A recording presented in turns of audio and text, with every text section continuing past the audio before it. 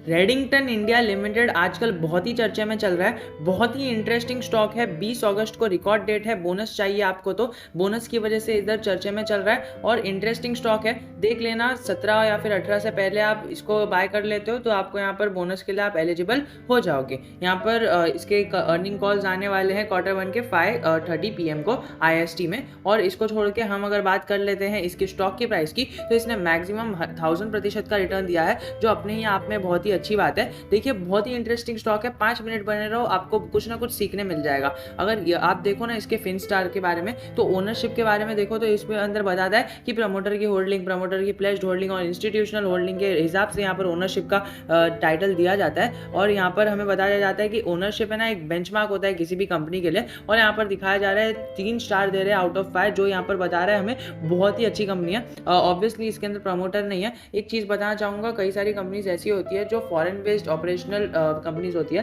मतलब उसमें foreign investors जो रहते हैं वो ऑपरेट करते हैं कंपनीज को, and that is why your the promoters will not be there. But यहाँ पर तुम देखो तो यहाँ पर तुम्हें FIs दिख जाएंगे जो इसके प्रमोटर्स का काम करते हैं। ओनली फॉर दिस स्टॉक आप इसको प्रमोटर समझ के चल सकते हो। 41% की ये यहाँ पर इनकी होल्डिंग है, प्रमोटर की 0 है और अदर की 0 है। यहाँ पर FIs ही यहाँ पर इसको मैनेज करते हैं, क्योंकि ये है ना यहाँ पर बाहर की बेस्ड कंपनी है। ये अपनी सर्विसेज एप्पल, माइक्रोसॉफ्ट जैसी बड़ी बड़ी कंपनीज को सप्लाई करती है। और तुम अगर यहाँ पर देखना चाहो तो तुम यहाँ पर देख सकते हो कि किसको डिस्ट्रीब्यूट करती है। यहाँ पर सारी चीज़ें आपको अवेलेबल रह जाएगी।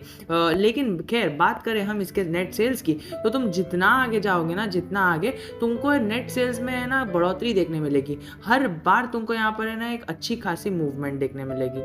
2018 के सेल्स की बात कर रहे हैं, 10,000, 11,000, 12,000, 12,000 के बाद थोड़ा सा यहाँ पर नुकसान आया। इसको अगर तुम भूल जाओ ना 2019 को, तो तुम्हें दिखेगा लाइन से ये ना बढ़ोतरी ही बढ़ोतरी देखने मिली है तुम्हें रेडिंगटन स्टॉक में, जो हमें क्लियर कट दर्शाता है कि यहाँ पर स्टॉक में हमें ट्रेंड बुलिश है। मतलब ये ऐसा है ना कि तुम्हें स्लो मूवमेंट देगा, लेकिन कंपाउंडेडली ऐसे मूवमेंट देगा ना जो तुम लगेगा कि यार बहुत ही कम है। बट जो 10 साल से होल्ड करके बैठे हैं ना, जो 15 साल से होल्ड करके ऐसे स्टॉक को बैठे हैं ना, उन्हें आगे पूछ लेना एक बार कि कैसे रिटर्न्स ये स्टॉक देता है और किस तरह के रिटर्न्स हमें इस स्टॉक से मिलते हैं। बोरिंग्स की बात करें तो बोरिंग्स बहुत ही कम है और यहाँ पर रिजर्व्स बहुत ज़्यादा है। रिजर्व्स भी बढ़ा दिए हैं उन्होंने ये वाले क्वार्टर में, मार्च के क्वार्टर में, अभी जून का क्वार्टर का रिजल्ट आएगा। और यहाँ पर बोरिंग्स भी कम करती है, जो हमें क्लियर कट दर्शाती है कि हमें यहाँ पर एंट्री लेने का बहुत ही अच्छा टाइम है। फिनस्टार के हिसाब से भी इन्होंने बताया है कि हमारे पास इसका जो एफिशिएंसी है ना काम करने की, ऑलमोस्ट 4.5 एफिशिएंसी दिया है इन्होंने। ये कैलकुलेट कैसे होती है, ROC, ROE, ये सारी चीज़ों के बेसिस पे एफिशिएंसी कैलकुलेट होती है, जो यहाँ पर इन्हें एक्सीलेंट बनाती है, 4.5 स्टार देती है। और यहाँ पर फाइनेंशियल्स भी 4 स्टार के हैं, जो यहाँ पर हमें बताता है कि इनके पास डेट नहीं है। देखिए फॉरेन बेस्ड कंपनी होती है ना, तो वहाँ पे कुछ भी हो जाता है ना, देखिए इंडियन स्टॉक मार्केट से ये नहीं चलेगी। मतलब वहाँ पे अगर कुछ भी हो गया ना, क्योंकि मेन बिजनेस उसका फॉरेन में, तो अगर फॉरेन में कुछ हो गया तो उसका इफेक्ट बहुत अच्छा आएगा। और अगर कुछ ज़्यादा लंबा केस खिंच गया तो उसमें क्या है ना, जो भी कंपनी पे डेट्स रहते हैं वो डेट्स पे इंटरेस्ट लगते रहता है and the company go in loss. But इस कंपनी में ऐसा नहीं है। यदि तुम देखो इस कंपनी के बारे में तो तुम्हें दिखेगा कि यहाँ पर ये लॉस में नहीं, यहाँ पर डेट फ्री कंपनी है, जो हमें बताती है कि यहाँ पर ये लॉस में तो जा नहीं सकती है। अगर कुछ भी हो गया ना, फिर भी इसमें इंटरेस्ट चार्ज नहीं होगा, क्योंकि यहाँ पर कंपनी डेट फ्री है। और डिविडेंड भी देती है कंपनी विदाउट प्रमोटर्स, ओके, जो अपना इंडियन नेशनैलिटी वाले प्रमोटर्स नहीं है, बट यहाँ पर FIs है, जो यहाँ पर एकदम अच्छी तरह से कंट्रोल में रखते हैं सारी चीज़ें। की पॉइंट्स है कि बहुत सारे वेरियस प्रोडक्ट्स बेचती है। अब ऐसे प्रोडक्ट्स बेचती है ना कि IT के प्रोडक्ट्स आपको पता ही रहते हैं वो ड्यूरेबल रहते हैं, और एप्पल जैसी, माइक्रोसॉफ्ट जैसी बड़ी बड़ी कंपनीज को ये प्रोडक्ट्स बेचती है, तो ये इनके प्रोडक्ट्स है ना ड्यूरेबल रहने चाहिए। और वो ड्यूरेबल रहते हैं ना, तो अभी बाय कर लिया तो फिर कई सालों के बाद दूसरा प्रोडक्ट लेने का नौबत आती है। आपको पता ही है IT प्रोडक्ट्स को टाइम लगता है, तो वो बीच में जो टाइम लग जाता है ना, इसकी वजह से सेल्स थोड़ी सी ग्रेजुअली कम रहती है। बट ओवरऑल सेल्स देखे जाओ तो यहाँ पर ग्रेजुअली तुम्हें अपवर्ड मूवमेंट ही देखने मिलेगी। पीयर कंपैरिजन देखो तो पीयर कंपैरिजन में सबसे ऊपर अदानी एंटरप्राइज और फिर बाद में 3M इंडिया के बाद ये स्टॉक का नाम आता है, जो हमें यहाँ पर पहले नहीं देखने मिला था। यहाँ पर बोनस के वजह से यहाँ पर चर्चे में रहा स्टॉक, और हमें यहाँ पर एक अच्छा एक स्टॉक की लर्निंग देके गया कि यस, ये स्टॉक भी मार्केट में अवेलेबल है और हमें इस स्टॉक के से भी रिलेटेड यहाँ पर नॉलेज होनी चाहिए। लगातार देखो मार्च के 2010 के क्वार्टर से, ठीक है, ये ईयर ऑन ईयर है, 2010 मार्च में 13,000 था, फिर 16,000 हो गया, फिर 21,000, 24,000, 27,000 और trend goes on and increasing. This March के क्वार्टर में जब ये फाइनेंशियल ईयर एंड हुआ 56,000 करोड़ में यहाँ पर बता दूँ आपको रिजल्ट है। और ग्रेजुअली हर साल इनके सेल्स बढ़ जाते हैं और यहाँ पर सारी चीज़ें बढ़ जाती हैं। ऑपरेटिंग प्रॉफिट भी इनका ग्रेजुअली बढ़ जाता है। अभी 2020 में इन्होंने अपना जो है ऑपरेटिंग प्रॉफिट 1000 करोड़ को पार कर लिया और अभी 1000 करोड़ से आस्ते आस्ते ऊपर जाएगा। कंपाउंडेड एनुअल प्रॉफिट ग्रोथ देखोगे, CAGR देखोगे तो हमें पता चलेगा कि यहाँ पर जितना तुम पीछे जाओगे, 10 साल पहले जाओगे ना, तो तुम्हें पता चलेगा कि 13% का रिटर्न है। और एक साल जितना तुम आगे आगे आते जाओगे ना, 10 साल से 5 साल, 5 साल से 3 साल, 3 साल से 1 साल, तुम्हें ज़्यादा से ज़्यादा रिटर्न देखने मिलेंगे। ओनली बिकॉज ये 1 साल का तो रिटर्न छोड़ ही दो, ये बुल रन मार्केट में ये यहाँ पर इतना ज़्यादा रिटर्न है, लेकिन तुम देखोगे 3 साल में 47 और 5 साल में उससे कम, तो तुम देखोगे 13% का जो CAGR है, क्या वो कम है? ज़रा भी नहीं है दोस्तों। 13% मतलब बहुत ज़्यादा हो जाता है। हम जनरली कोई भी कैलकुलेशन करते हैं तो हम 12% का पकड़ के चलते हैं रिटर्न्स, और फिर बाद में हमारे पास यहाँ पर सारी चीज़ें आ जाती हैं। 13% का बहुत ज़्यादा हो जाता है, मतलब बहुत ज़्यादा तो नहीं स्टॉक मार्केट के हिसाब से। स्टॉक मार्केट में तो 66% के रिटर्न्स भी लोग कमाते हैं और कमाए गए हैं। बट यहाँ पर हमने देख लिया कि वॉरेन बफे को है ना CAGR रिटर्न 17% मिलता है, लेकिन फिर भी वो सबसे ऊपर बैठे हैं। यहाँ पर हमारे पास कई सारे इन्वेस्टर्स आए हैं जिसको 66% भी रिटर्न मिल चुका है और मिलता है रेगुलरली हर साल। बट स्टिल वो वॉरेन बफे जी की यहाँ पर इनकम को यहाँ पर क्यों नहीं कोट कर पाए, क्यों कोप अप नहीं कर पाए? Only because the long term investment game is always useful for every stock and is applied in each and every stock in the stock market.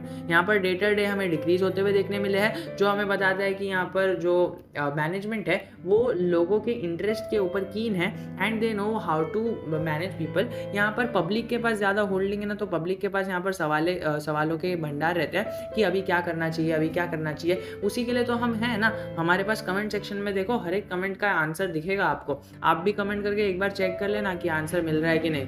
देखोगे अगर 5 साल का पैटर्न तो तुम्हें दिखेगा बहुत ही अच्छी ग्रोथ है, बट कंपनी बीच बीच में गिर जाती है, बट स्टिल हमें over the period of time ये रिकवर होते दिखती है। यहाँ पर 2017 में अच्छी खासी गिरावट आई थी, 2017-18 में। यहाँ पर आपको पता ही है बहुत सारे स्मॉल कैप और मिड कैप स्टॉक्स में यहाँ पर गिरावट आई थी 2017-18 में, बट स्टिल वो बबल बस्ट हुआ था। बट अभी बबल इतना बड़ा हुआ नहीं है अकॉर्डिंग टू वेरियस एनालिसिस। और इलेक्ट्रॉनिक टाइम्स का भी यहाँ पर एनालिसिस आया था कि 2017-18 में जो मिड कैप और स्मॉल कैप का बबल बढ़ गया था, उतना ज़्यादा बड़ा बबल हमें अभी देखने नहीं मिल रहा है। तो हमें देखना होगा कि आगे क्या होने वाला है। मार्केट कैसा दोस्तों है ना, यहाँ पर टॉप पर बैठा है, तो दोस्तों यहाँ पर से मार्केट को रीजन चाहिए रहता है नीचे आने का। एक रीजन मिल गया, मार्केट नीचे आ गया, जिस तरह से हमें अभी रीजन मिला था, अभी BSE ने उन्होंने वो रीजन हटा दिया। और PE रेशियो की बात करें, ग्रेजुअली PE बढ़ते जाता है, बट स्टिल हमें अभी भी यहाँ पर ये थोड़ा सा सस्ता देखने ही मिल रहा है। अदानी ट्रांसमिशन, अदानी एंटरप्राइज के बाद इसका ही नाम आता है।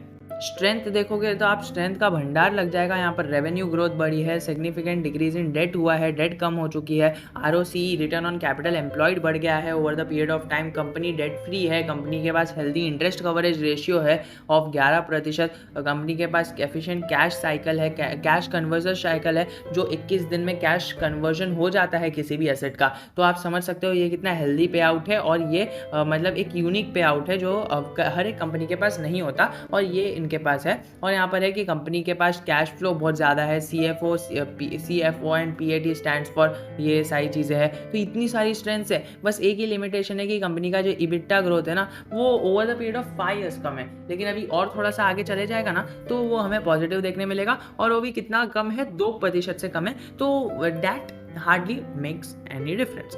हमें यहाँ पर सारी चीज़ें अच्छी देखने मिल रही है। अब सवाल आता है, सर अगर तुमने अभी तक वीडियो देखा है तो तुम्हारे मन में सवाल आ रहा होगा कि क्या हमने इसके अंदर ऊपर से बाइंग की है, इस लेवल से बाइंग की है 350 में, तो अभी क्या देखने मिलेगा? देखिए, सबसे पहले तो मैं कहना चाहूँगा ना कि तुमने यहाँ पर बाइंग की है, अब यहाँ पर स्टॉक में बोनस आएगा और नीचे चले जाएगा। अब हमें देखा गया है, इतने सालों के एक्सपीरियंस से कह रहा हूँ, कि बोनस आने के बाद स्टॉक है ना धीमा हो जाता है। अभी ASM लिस्ट में भी गया था, इसकी वजह से स्टॉक में गिरावट आई, फिर बाद में यहाँ पर थोड़ा सा प्रेशर देखने मिला। अब बोनस आने के बाद स्टॉक स्लो हो जाएगा।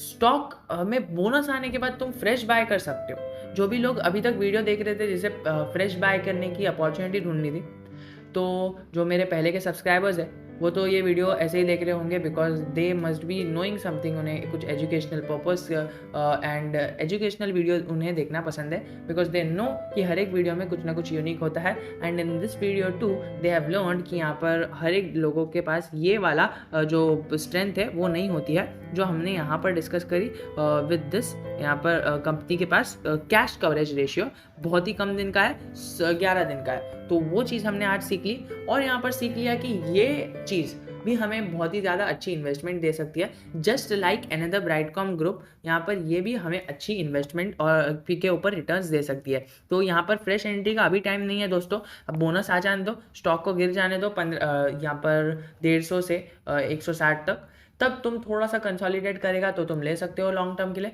अभी लोगे तो वो थोड़ा कंसोलिडेट करेगा एंड जो इंस्टेंट रिजल्ट है ना वो नहीं दिखेगा, तो तुम ये सारी चीज़ें कर सकते हो। यहाँ पर पीई भी हमें कम देखने मिल रहा है, everything is good in the stock, बस ये है कि हमें एंट्री कभी लेनी है। तो आशा करता हूँ पसंद आया होगा। जय हिंद, जय भारत।